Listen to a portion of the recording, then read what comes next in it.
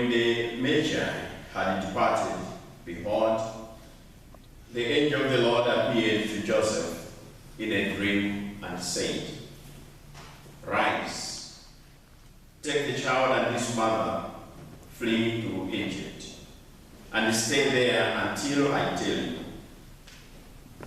Herod is going to search for the child to destroy him. Joseph arose and took the child and his mother by night and departed for Egypt. He stayed there until the death of Herod, that what the Lord had said through the prophet might be fulfilled. Out of Egypt I called my son. When Herod had died, behold, the angel of the Lord appeared in a dream to Joseph in Egypt and said, Rise, take the child and his mother, and go to the land of Israel. For those who sought the child's life are dead. He rose, took the child and his mother, and went to the land of Israel. But when he heard that Archelaus was ruling over Judea in the place of his father Herod, he was afraid to go back there. And because he had been warned in a dream, he departed for the region of Galilee. He went and dwelt in a town called Nazareth, so that what had been spoken through the prophets might be fulfilled. He shall be called a Nazarene. The Gospel of the Lord. Praise to you, Lord Jesus Christ.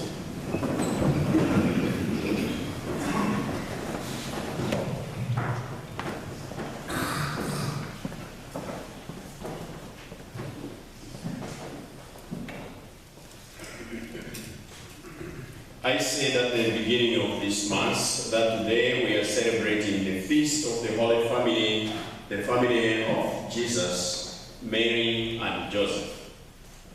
At this celebration of the Holy Family, we are called upon to reflect on the true meaning of what a family is, according to God's view, in God's sight. What is a family?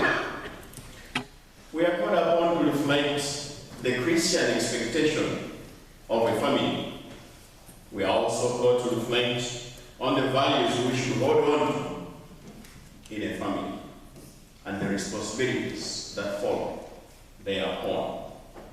What is a family? A family comes only after marriage has been contracted. And what is marriage according to the Catholic faith? Canon law says marriage is a contract between a man and a woman who are capable of giving love, but also capable of receiving love.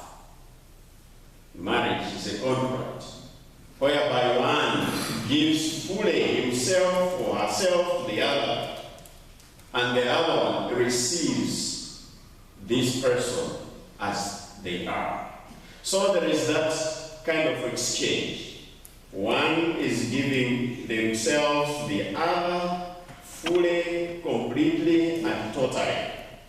The other one is receiving. At the same time, he is also or she is also giving to the other totally, fully, and completely. That kind of exchange requires maturity and patience. And that is the maturity and patience that we find in the Holy Family.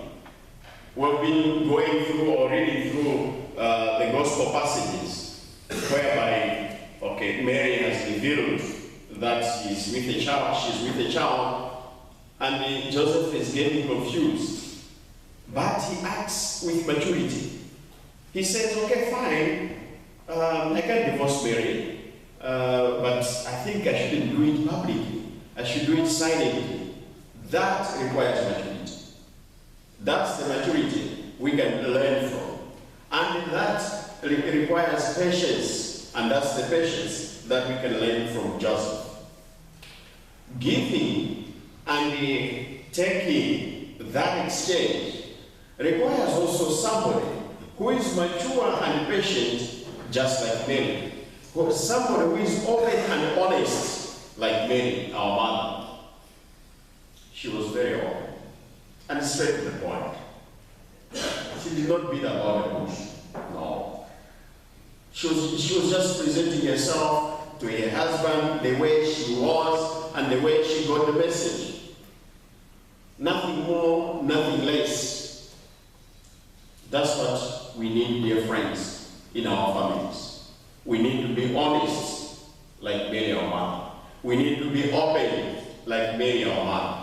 We need to be mature and patient, like Joseph.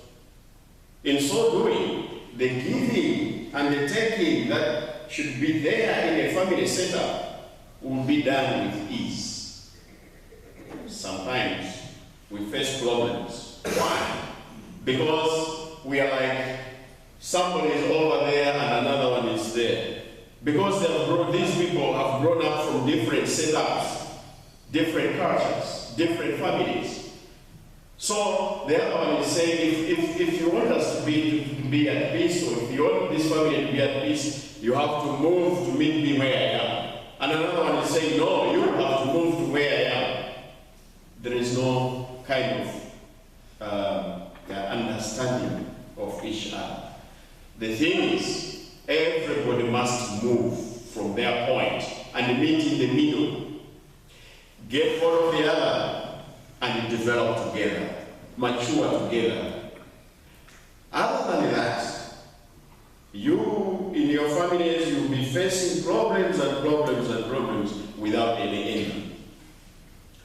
It requires sacrifice. It requires understanding of oneself and understanding the other. Accepting the other one the way they are. You can't or I can't make somebody the way I think I should, but I can understand and go with them. That's what is required in marriage. And all that to be stable, St. Paul is saying, there is need for subordination, there is need for love, real love. St. Paul in the second reading, he's saying, wives, submit to your husbands. Husbands, love your wives. But I am saying, that should be done by both sides. Love should be done by both sides. Subordination should be done by a man and a woman at the same time. By the way, Paul was writing in his culture as a male chauvinistic culture, a culture that regarded men more than women. The same is with the first reading, Ben Sirach. Sirach was also in that culture, Jewish culture, which respected men more than women.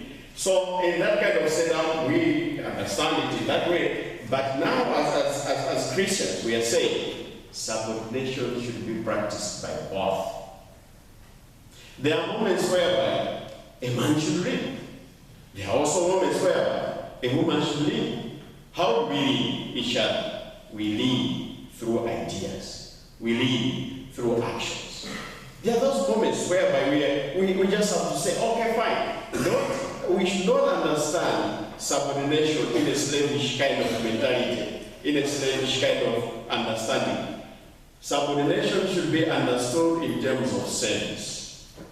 Each one should serve the other with love.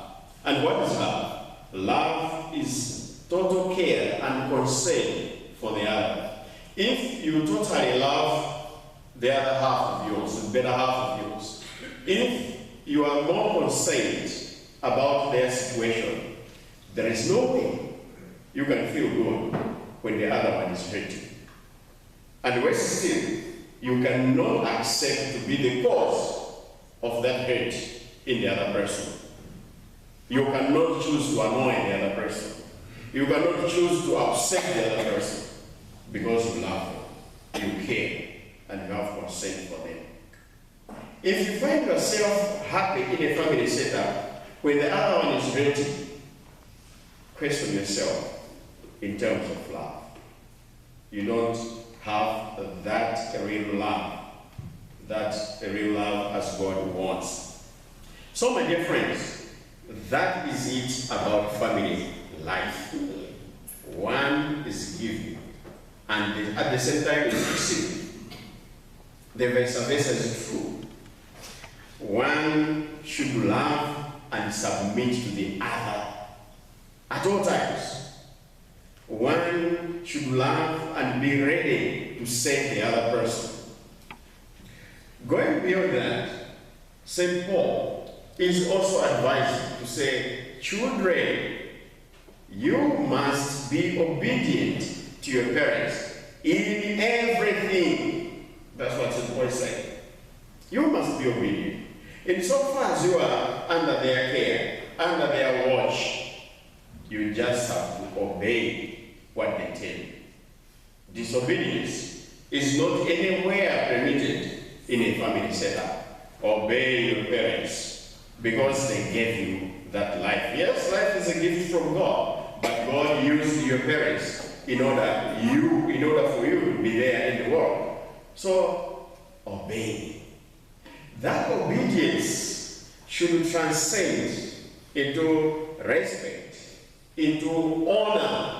When you are out of their family and you are standing on your own, you are independent, or you are having your own family as well, that obedience which you show in their family should turn into honor and respect. That's where Sirach is coming in to say, my son, when your father is old, respect him, honor him, take care of him. Whoever honors father atones for sins and preserves himself from them. When he prays, he is heard. Whoever honors his father is gladdened by children. Whoever reveres his father will live a long life. Whoever obeys his father brings comfort to his mother. My son, take care of your father, even when he is old. Grieve him not. Even when his mind fails, be considerate. Do not revile him in his days. Your kindness will not be forgotten. This is it. Honor your parents. Honor your grandparents. And the beautiful thing is, there is that spiritual, basic spiritual value when you honor your parents. There is blessing from God. There is a long life. There is forgiveness of sin. Perhaps, or I should say, maybe some of us are not being forgiven. Maybe some of us are not being blessed. Maybe some of us will not live long because we do not honor our parents. We do not honor our grannies and grandpas. We do not honor them. And it's not a blessing before God. So, from now onwards, take it upon ourselves to say, whenever and wherever I am, let me honor my parents. Honoring them can be helping them in times of need, giving them attention in times of need, and just calling them and giving them a good day, a message of a good day, visiting them. I told you last Sunday that I visited somebody at the hospital, and he was like, I have 3 sons, three children, but nobody has come to visit me. That is not a blessing. It is never a blessing.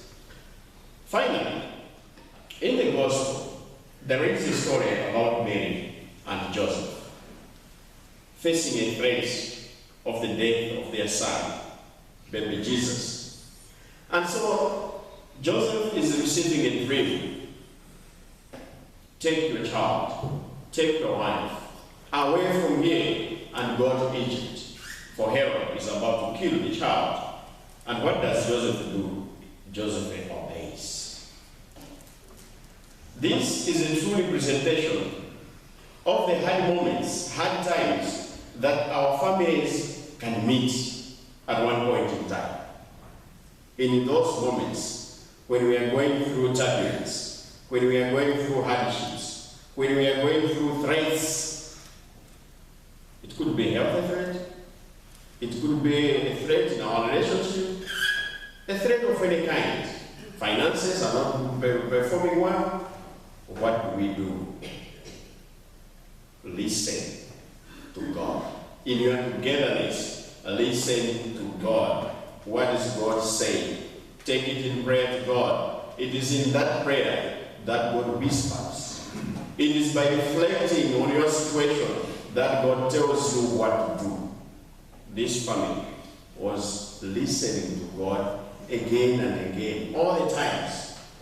Mary was listening to God. That's why the angel, she was able to tell the message from the angel. Joseph was able to listen to God. That's why he was able to tell, oh no, this dream is not just another dream. It's God telling me. In whatever moments you find yourselves as a family, listen to what God is saying. And after listening, obey. Joseph took Mary and the little child, and they went to Egypt. And it was at night. Joseph did not delay to say, maybe I'll go there when it is daylight. But now I'm told that this is the child of God. Is Emmanuel, is God with us? Can God protect him? You know, all those questions. Mary did not even question, but which angel has appeared to you? Because angel Gabriel appeared to me first. Which angel has appeared to you? And look at you. You were dreaming. And you claim that dream is so. That's not anything I can tell. And your angel has no name. My angel has got a name. His name is Gabriel. Which angel appeared to you? There would be that kind of argument. But you know what? They couldn't get anywhere with those arguments. Cooperation. Let another one have the dream and cooperate in that dream in your families. Let one have a vision and cooperate in that vision without questioning. Sometimes we don't develop, sometimes we don't progress, we don't advance in life because we have so many arguments. We want to see who is more wise. Who is more wise. We want to see who is more intelligent than the other. We waste time. If this family wasted time in arguing, who knows? Jesus would have been killed in the process. They saved themselves from shame. They saved themselves from harm because there was that submissiveness, letting one to lead and another one to follow. That's how I want to finish my reflection on the Holy Family. Sometimes, my dear friends, it is not about competition, but complementarity in our families. It's not a tug of war. It doesn't lead you anywhere. It's about supporting each other. That's what we can learn from the Holy Family. Let us ask the Holy Family to intercede for us in our families today.